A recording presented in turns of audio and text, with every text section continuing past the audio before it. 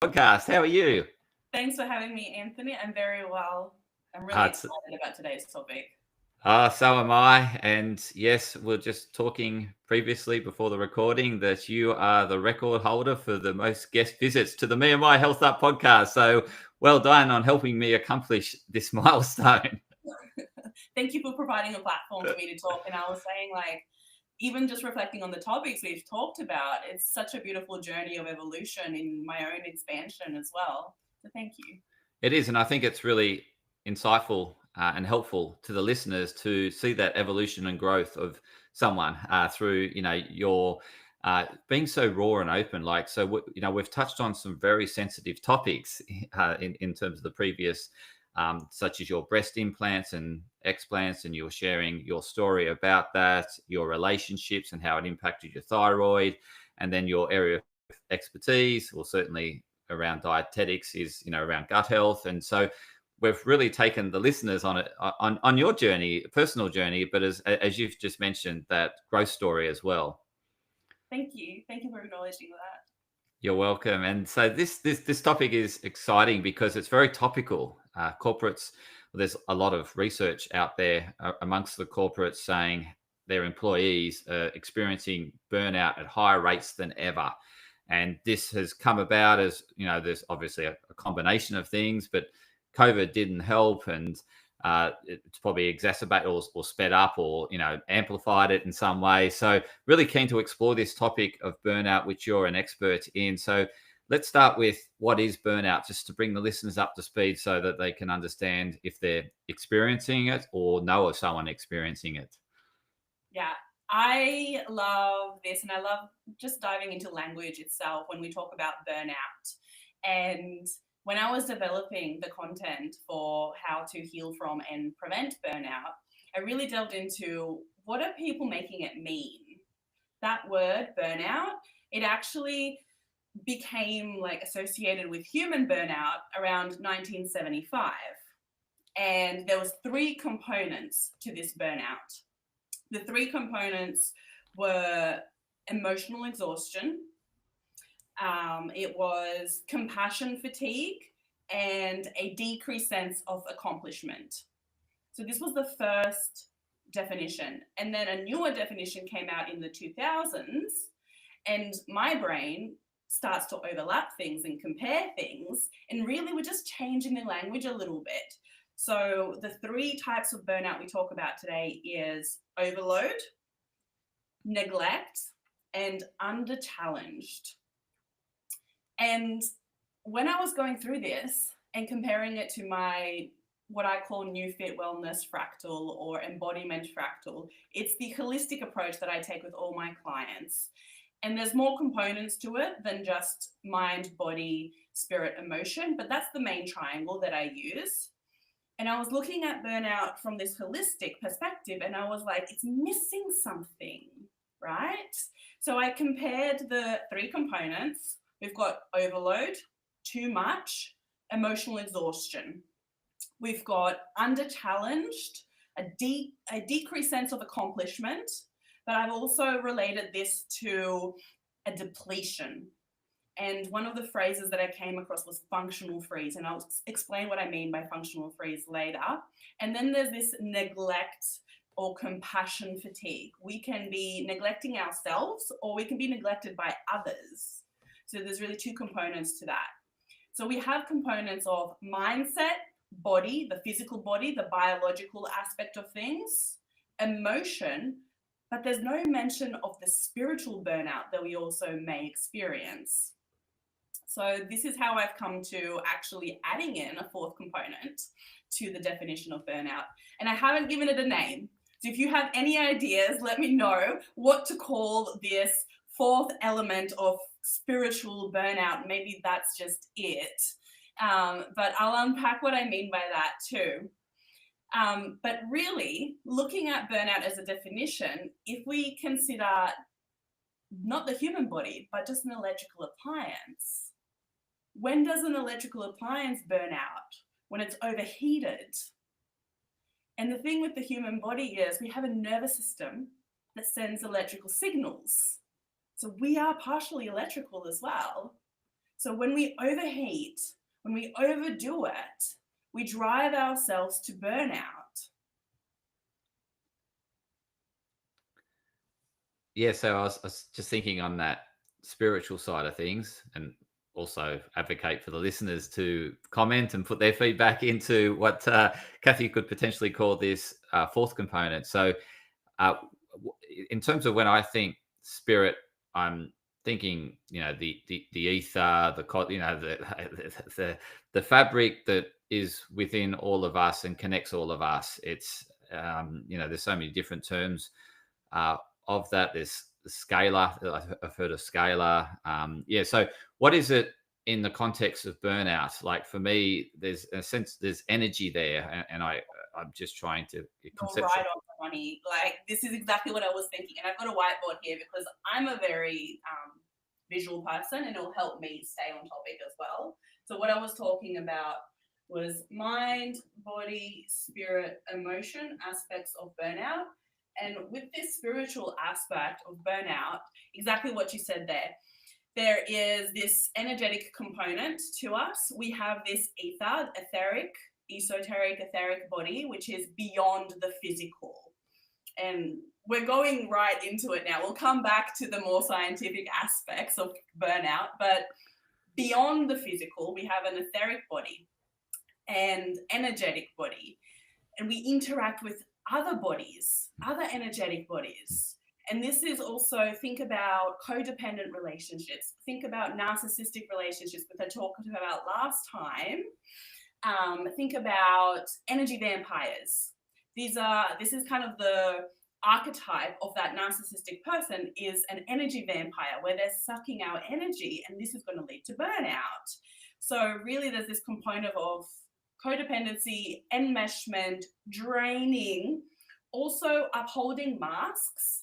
Think about the feminine and the masculine energies.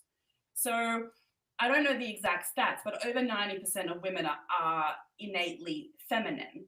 But when we go into the corporate environment, we're putting on our masculine hat and we're acting very structure, routine, achievements. These are masculine traits. But then we need to know how to just drop into our natural femininity again.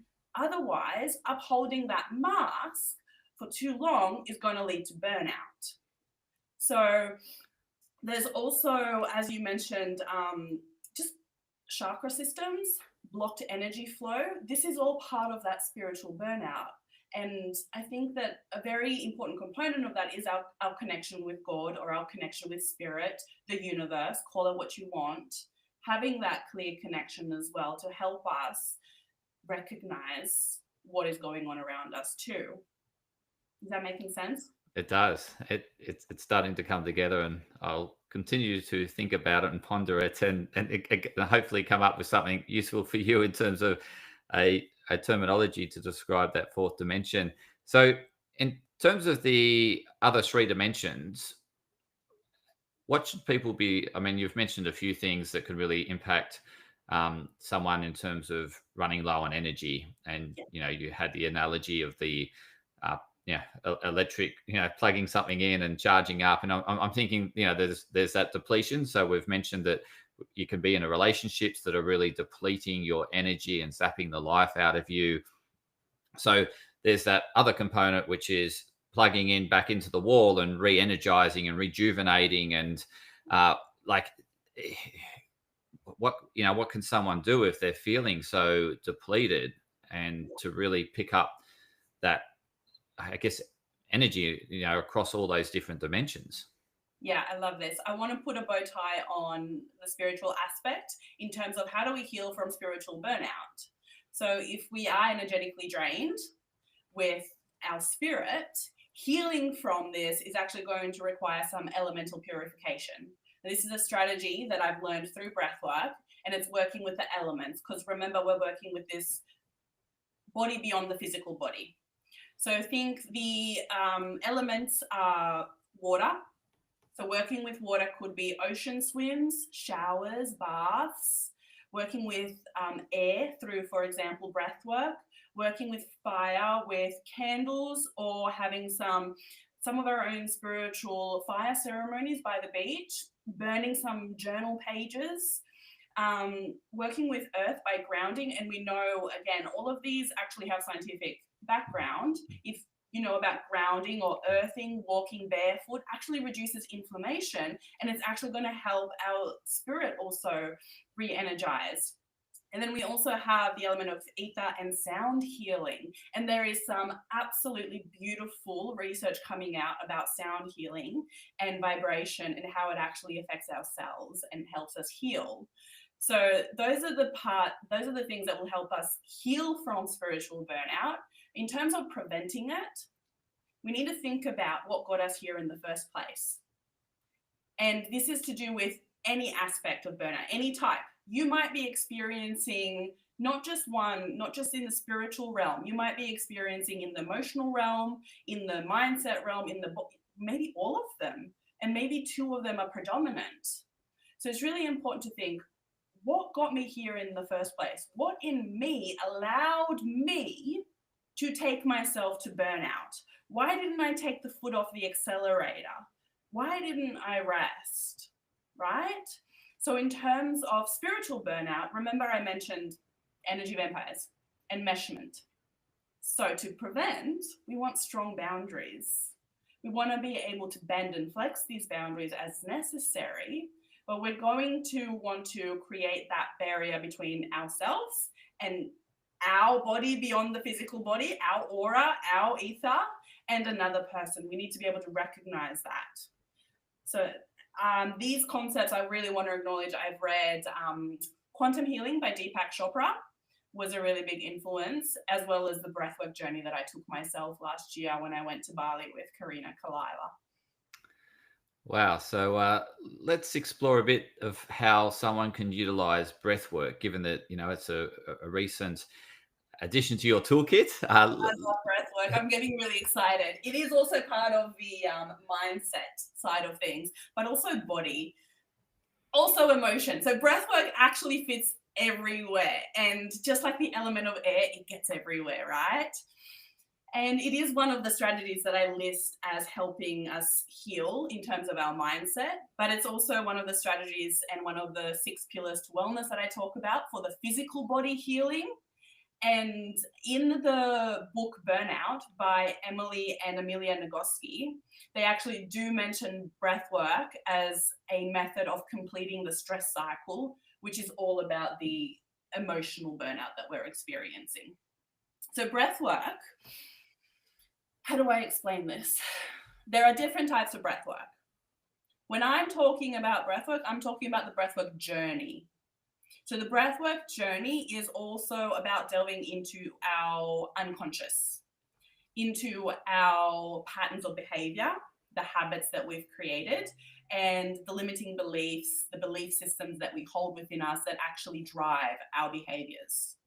So we're also at the same time, and this is why its sessions are actually 2 hours, because there is spiritual psychology or wellness coaching to it as well that helps us unpack what we've made certain events in our life mean. Because as we, especially in our formative years, as we're looking at the outside world, we're creating meanings. We are forming our principles of life. We're listening to our adults around us, and if they say, money doesn't grow on trees, we take that as truth. And suddenly we actually believe that it's really hard to get to money, or that there's never enough. And that's a really simple one, but we also make these beliefs in terms of relationships, our health, our relationship with money, our friendships, a whole lot of things. And that's actually driving our behaviors and our patterns.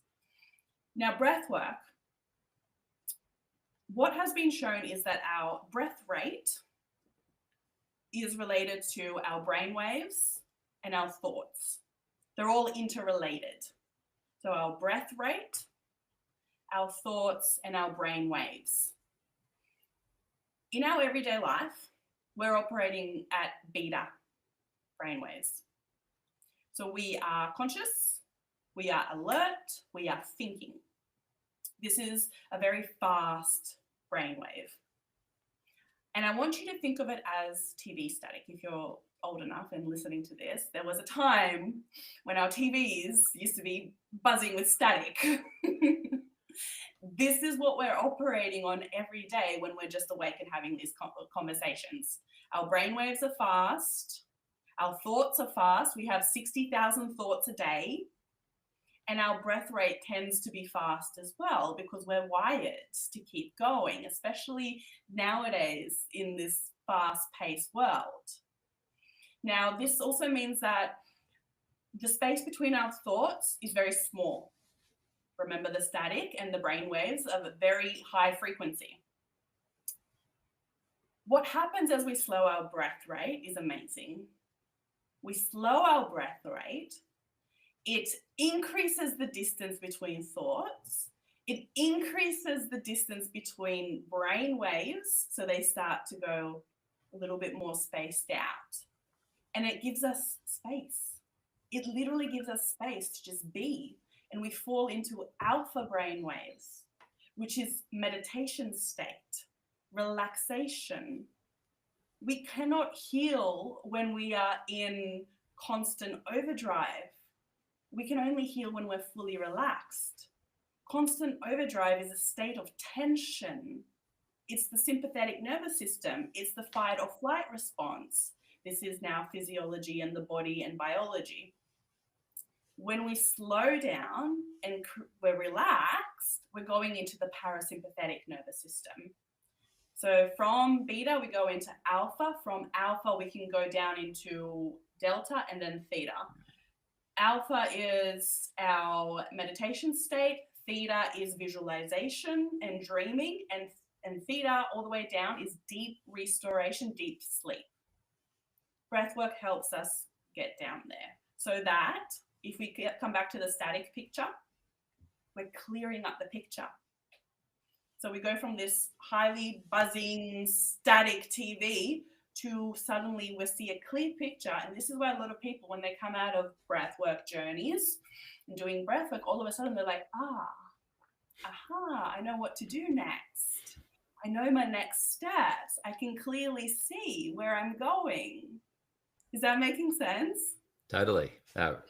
It really does. And I can see how it's helping people re-energize as well. Just it's essentially slowing them down and getting them to think about their next action as opposed to being on that autopilot, not really thinking. They're just doing, they're just going from one, in that, as you said, that highly beta wave state. There's just this, tick this, do this, next. And it's like this autopilot. Whereas when and that autopilot that you just mentioned, that's the functional freeze I wanted to talk about.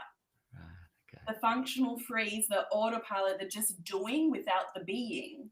Yeah. We are human beings. There is a spiritual and a physical aspect to us, right? Science and spirituality. There's this real physical body that we need to look after, but there's also that spiritual being there. Autopilot, the functional freeze, stuck in the sympathetic nervous system. Fight, flight, freeze, fawn. Now, we know that when we are in sympathetic, we're not using our parasympathetic system, which is our rest and digest, our tend and befriend, calm and connect, which is responsible for our thyroid function, reproductive function, immune system, and digestive system. So when we are in this functional freeze of just doing, constantly rushing, wired into sympathetic, not using those parasympathetic systems, we start to see the breakdowns that happen when we're running towards burnout. We're using up the fuel. What's going to happen to a car when the oil in the water is used up? Things are going to start to break down. We're leading to that overheating. So we start getting digestive issues. We start getting infertility issues. We start having an overactive or underactive thyroid. We start getting hives. It can manifest in different ways. It can show in different ways depending on your genetics, depending on your family history. Like this is going to show, it's an insight into your lineage patterns of behavior. And it's also a clue into the healing journey. That's terrific insight, and certainly you gave the listeners a great understanding of how it manifests and to make sure that they look into why it's happening to them and to really understand that root cause. And that way, then it can be addressed and you can prevent it. So, what's your top tips for ultimately, we'll cover both, right? Ultimately, to drive the prevention side of things so that you don't slip into this state of burnout. And if you're feeling that you're on the tipping point or you are feeling really burnt out and struggling, then how to climb out of it. So if you could just sort of navigate that prevention Yeah. and recovery. Yeah. Yeah. So when it comes to the mindset side of things, if you are really struggling with that compassion fatigue, realizing that nothing I do matters, it doesn't make a difference, you start to notice the language that you're using. And this, I've personally moved through every aspect of burnout and seen it. And one thing I really want to highlight with burnout is that the face of burnout will change. As you change, as you evolve, as your circumstances change, as your environment changes, it will look differently, it will sound differently, it will feel differently, even across the mind, body, spirit, emotion aspects. For example, when previously I was going through this mindset burnout, I kept telling myself, I need to do this. I have to do this. They're relying on me. I was dragging myself. It was real language of necessity rather than possibility. Now I really look after my mindset and make sure that I'm choosing those thoughts, because you are not your thoughts. Remember, we have 60,000 thoughts a day. You get to choose what thoughts you want to keep. So now really speaking from that possibility, I get to do this. This is leading me to what I want, and not lying to myself. If something's not leading me to what I want, I'm being honest with myself. Kathy, is this taking you towards what you want or taking you away from what you want? Because that's going to help prevent burnout. This is taking a lot of coaching, Anthony. Self-coaching and coaching. Like, I have coaches that help me, that have over the last 3 years really helped me grow in this as well. Heal from and prevent burnout over the last 3 years. So my top tips is really to heal. Coaching, get a good coach that's going to help you take ownership, accountability, and radical responsibility of your current situation and help you move out of it and help you understand that you have choices, that you are making these choices, and that you can change the choices. Anything that you are not changing, you are choosing. And very often I want to acknowledge that we can feel stuck. We can feel like we have no choice. We can feel like we need to and have to. But if we really expand our thinking and quiet the noise with breath work, allow that picture to really become clear, we start to see more options and we start to slowly climb out of it. And then in terms of prevention, thinking about your purpose and your passion. The more passionate you are, the more you ignite that flame back, the more you align with your purpose of what you really want and you feel like you're walking towards that. What burnout? The only burnout you're going to have to worry about now is the body, because your mind is so strong and the body will not do what the mind does not tell it to do. So I really think that getting your mindset right is crucial. And I always say, we got to nail the mindset first before you can see the results that you want in your body, because I work with people in terms of health and performance as well. So that is mindset. Moving on to the body, I was talking about sympathetic versus parasympathetic nervous system. Being burnt out physically is a real thing. I want to acknowledge that when you are burnt out, your nervous system is cooked and you are going to need to rest and replenish. Now, how you rest and replenish will make a difference. And there will probably be a period of being a starfish where you cannot move much.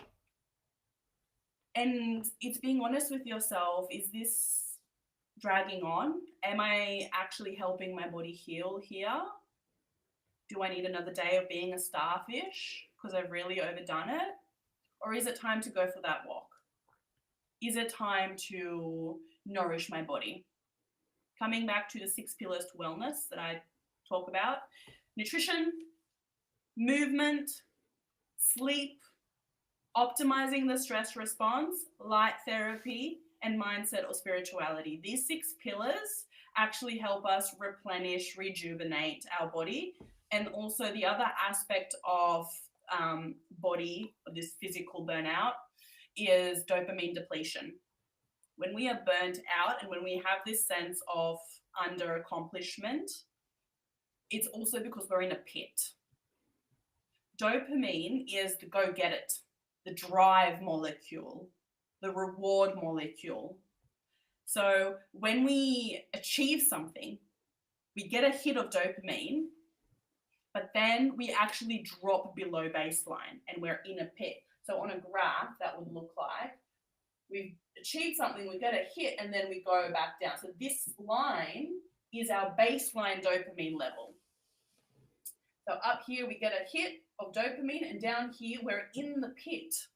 That's burnout. The only way to get back to our baseline is actually to wait it out and replenish it with good habits. The nutrition, the movement, the sleep, the light therapy, and also breathwork. Non-sleep deep rest, or yoga nidra, and it's a state in breathwork that we've called transformational sleep, I think we ended up calling it, because we really noticed that people go into this yoga nidra state or non-sleep deep rest, which has actually been shown to replenish dopamine levels up to 60% back to baseline. And what are we doing? We are actually replenishing the nervous system, that parasympathetic nervous system. Cold exposure therapy as well is another method that helps us replenish those dopamine stores back to baseline. So in terms of healing, it really is rest and replenishment. In terms of preventing burnout, getting your foot off the accelerator, think about the kind of lifestyle habits and behaviors that you need to implement. Rest in terms of retreating. So even that word retreat, right? We go on retreats. Again, I'm a language person and I'm like retreat. Retreat is also a word that we use when we are at war and retreat from enemy forces. Why do you retreat from enemy forces? To gain more energy and time, to be more strategic. You've not given up. You're just retreating to protect yourself. We need to learn when to retreat. And everybody's going to be different. Some people, personally, every 6 weeks, I need 3 days off. Some people, maybe every 2 months, they'll need 3 days off. Maybe every 3-4 months, they'll need a week off.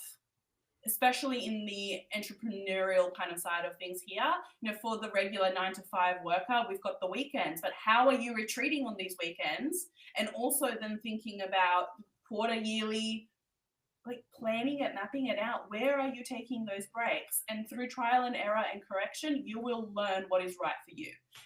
And again, it will change. All of a sudden you're pregnant, all of a sudden you have kids, all of a sudden everything is moving around.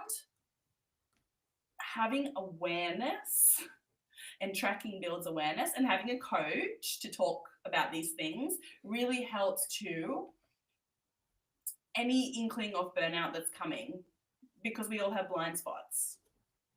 Okay, so it's a lifestyle, having pit stops. That Formula One car, it doesn't have to stop. You know, when they stop aside for a little break, that pit stop, it can keep going, but it's a strategic pit stop so that it doesn't break down in the future. That's what we need to learn to do. Bodybuilders, they have deload weeks where they are not pushing progressive overload. They're actually lifting 50% or less of what they can. Athletes have off seasons. They're still taking care of their body, right?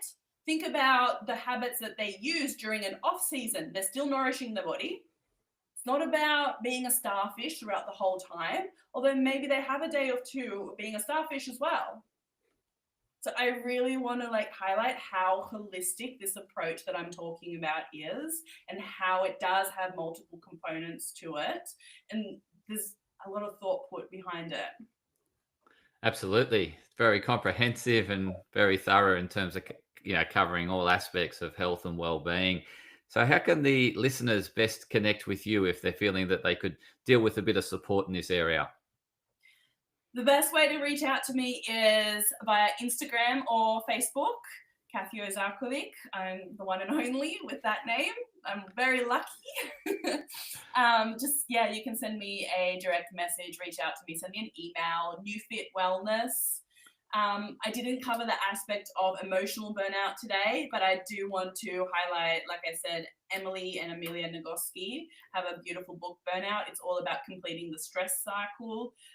Emotions only last 90 seconds. Anything after that is a feeling that we hold on to. Processing emotions is a skill, and we are not taught emotional hygiene. So this also has it has its elements that we've not been taught.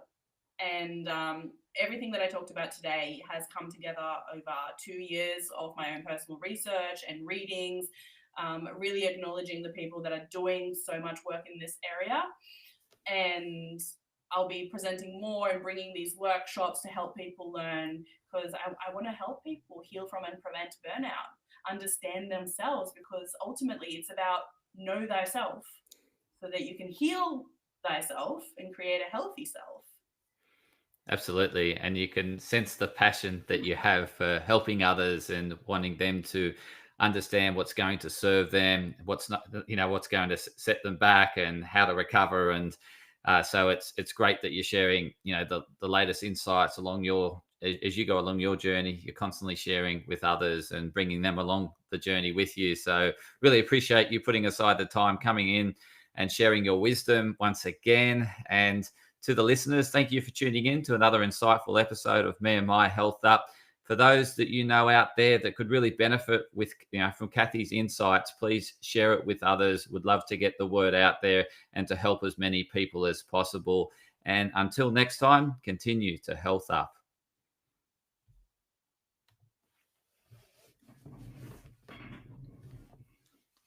Thank you. Thank you so much. You're, And I